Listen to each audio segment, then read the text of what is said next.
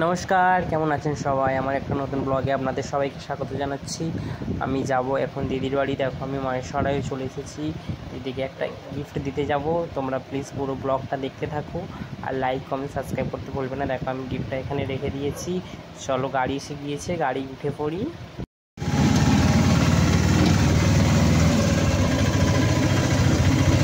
গাড়ি থেকে নেমে চলে এসেছি। দিদিদের যে রাস্তাটা আছে ওই রাস্তা থেকে আমি হেঁটে হেঁটে যাচ্ছি।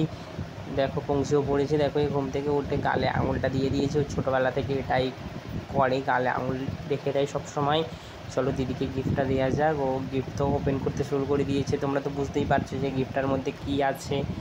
চলো তোমরা দেখো, খালি ও কি বলছে তোমরা শোনো ভালো করে।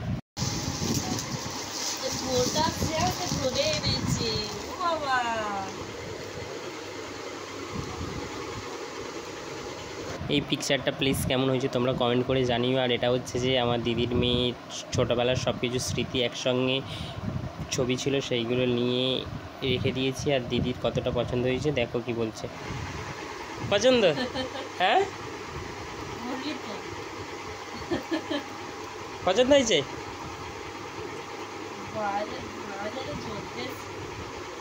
দেখো সন্ধেও হয়ে গিয়েছিল, আমি বাড়ি চলে যাচ্ছি। তাহলে ব্লগটা আজকের এই পর্যন্ত। সবাই ভালো থেকো, সুস্থ থেকো, সাবধানে থাকো, টাটা।